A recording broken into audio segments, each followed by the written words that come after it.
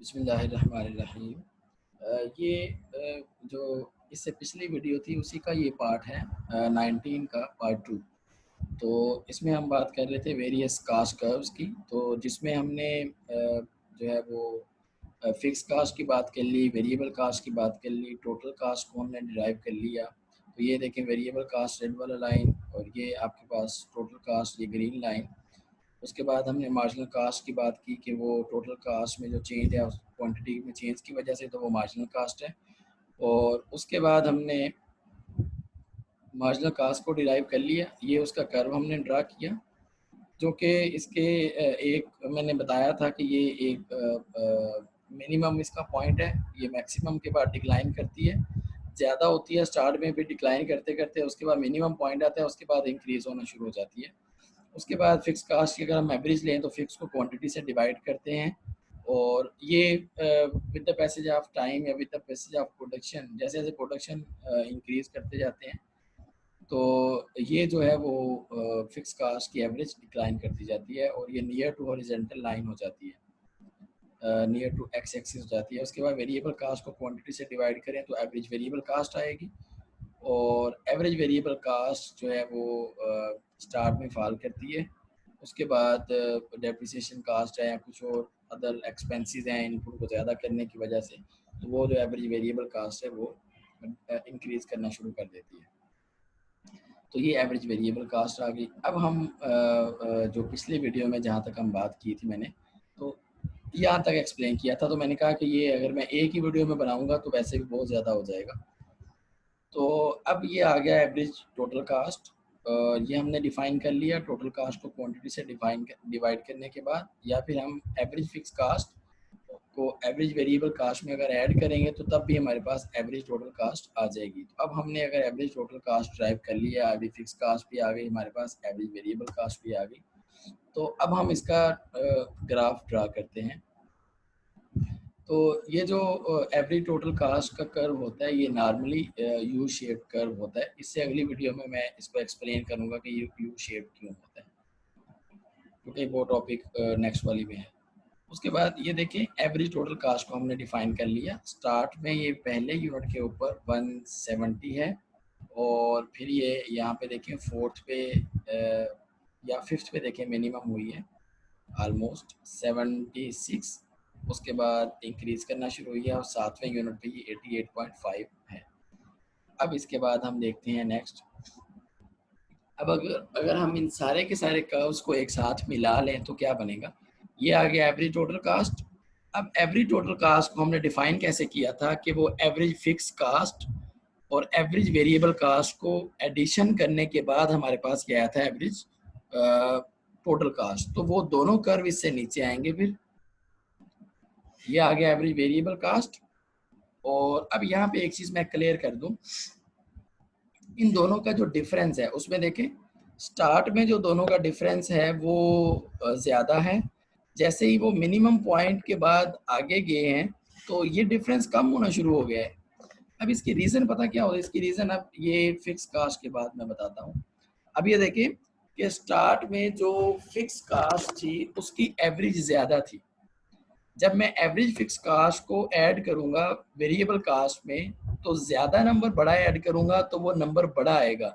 उसके बाद जैसे जैसे मैं फिक्स कास्ट डिक्लाइन करती जा रही है तो फिक्स कास्ट का जो इम्पैक्ट है टोटल कास्ट के अंदर वो कम होता जा रहा है, और जो मेन इम्पैक्ट है वो वेरिएबल कास्ट का है। तो अब जब जैसे जैसे फिक्स कास्ट का इम्पैक्ट बिल्कुल डिक्लाइन करता जा रहा है तो वेरिएबल जो टोटल कास्ट है वो वेरिएबल की कास्ट के क्लोज होती जा रही है, क्योंकि ये शो करता है कि जो अब टोटल कास्ट है उसके अंदर जो ज्यादा शेयर है वो वेरिएबल कास्ट है, फिक्स कास्ट का शेयर जो है वो कम होता जा रहा है। जैसे स्टार्ट में हमने कहा था फिक्स कास्ट 100 है, नेक्स्ट यूनिट के बाद 50 हो गई थी, और अब ये देखें पहले यूनिट में अगर मैं वेरिएबल कास्ट की बात करूं तो वो 75 है, और जो फिक्स है वो 100 है, तो टोटल कितनी हो गई 175 ऑलमोस्ट। तो ये देखें अब नेक्स्ट वाले टाइम फ्रेम में क्या हुआ है, सेकंड पीरियड पे जो फिक्स कास्ट है वो 50 है और वेरिएबल कास्ट ऑलमोस्ट 60 लगा लें। तो अगर 60 वेरिएबल कास्ट है और 50 जो है वो फिक्स कास्ट है तो ये 110 बनती है। तो अब ये देखें कम हो गई है। अब उसके बाद अगर मजीद हम यहाँ पे सातवें यूनिट की बात करें तो जो फिक्स कास्ट है वो बिल्कुल कम हो गई है, बिलो देन 25। तो अब टोटल कास्ट के अंदर जब मैं फिक्स को ऐड करूंगा तो इसका इम्पैक्ट बिल्कुल माइनर सा आएगा। इस वजह से जब हम फिर ये वेरिएबल कास्ट का कर्व बनाते हैं तो ये स्टार्ट में इसका डिफरेंस टोटल कास्ट से ज़्यादा होता है, क्योंकि फिक्स कास्ट का इम्पैक्ट ज़्यादा आता है तो ये जंप करके ऊपर चला जाता है। तो जब फिक्स कास्ट कम होती जा रही है तो अब इसमें वेरिएबल कास्ट में जब मैं ऐड कर रहा हूँ तो वो ज़्यादा चेंज नहीं आ रहा, क्योंकि फिक्स कास्ट कम होती जा रही है। तो अल्टीमेटली फिर वेरिएबल कास्ट जो है वो टोटल के क्लोज होती जा रही है। अब ये देखिए नेक्स्ट। अब अगर नेक्स्ट हम ये रेड वाली जो लाइन है ये मार्जिनल कास्ट है। अगर ये इस मार्जिनल कास्ट की हम बात करें तो मार्जिनल कास्ट बेसिकली जो है वो ये जो वेरिएबल कास्ट है और ये जो एवरेज टोटल कास्ट है इसको ऑलमोस्ट मिनिमम पॉइंट से क्रॉस करके जाती है। तो ये हमारे पास आ जाएगी मार्जिनल कास्ट, और इसको हमने प्रॉपर जो है वो तीनों ये चारों को ड्रा किया। ड्रा करने के बाद हमने वन बाय वन सबके ग्राफ बनाए, और वन बाय वन सबके ग्राफ बनाने के बाद अब हमने सबको एक ही पॉइंट पे जो है वो इकट्ठा शो कर दिए एक ही ग्राफ पे कि ये कैसे वो हो रहा है।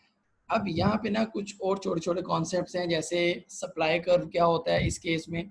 तो इस केस में सप्लाई कर्व बेसिकली होता है वेरिएबल कास्ट, जो ये ब्लू लाइन है लाइट ब्लू, वेरिएबल कास्ट को जहाँ पे मार्जिनल कास्ट कट करती है उस पॉइंट से ऊपर मार्जिनल कास्ट सारी की सारी सप्लाई लाइन है।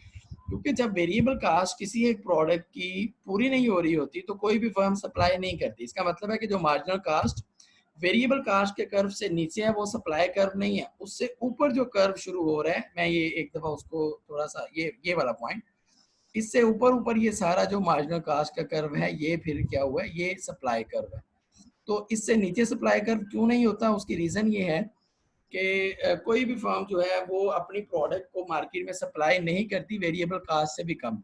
एक चीज़ जो है वो 50 रुपये में उसका मटेरियल उसके ऊपर यूज़ हुआ है, तो क्या आप 40 रुपये में उसको मार्केट में सेल करेंगे? तो नहीं करेंगे। इसलिए सप्लाई जो है वो इसके बाद शुरू होती है। उसके बाद नेक्स्ट ये देखें। अब अगर आपको ये एक टेबल दिया जाए कि ये एक टेबल है जहाँ पे ये देखें वेरिएबल कास्ट, टोटल कास्ट, ये कुछ चीज़ें गिवन है और कुछ खाली छोड़ा हुआ है कि ये आप फिल करें। तो यहाँ पे अगर मैं एक छोटी सी एग्जांपल देता हूँ।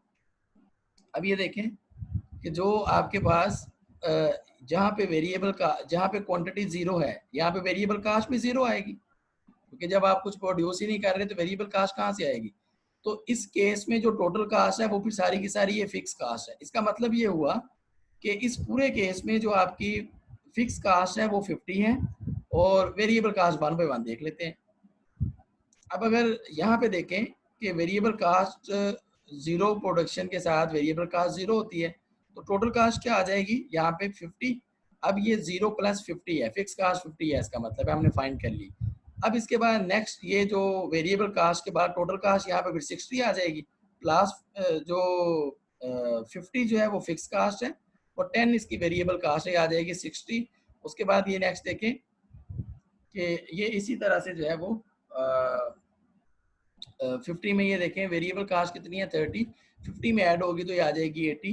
तो इसी तरह से अब ये देखें कि अब इन दोनों में जो डिफरेंस है वो कैसे फाइंड होगा। तो ये हम ये नेक्स्ट में देखते हैं कि ये सारी चीज़ें हम इसको ये देखें। अब ऊपर लिखा है आ गया कि आपकी जो फिक्स कास्ट है वो क्या आ गई है, 50 आ गई है।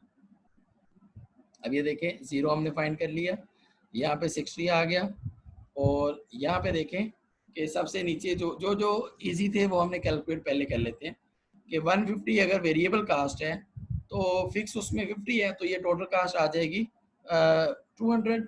अब ये देखें कि ये जो टोटल कास्ट है ये 82 यूनिट की है और ये 4 यूनिट की है 150। तो हमें पता है कि 150 के अंदर में से अगर मैं ये 80 माइनस कर दूं तो बाकी का ये वाला एरिया आ जाएगा।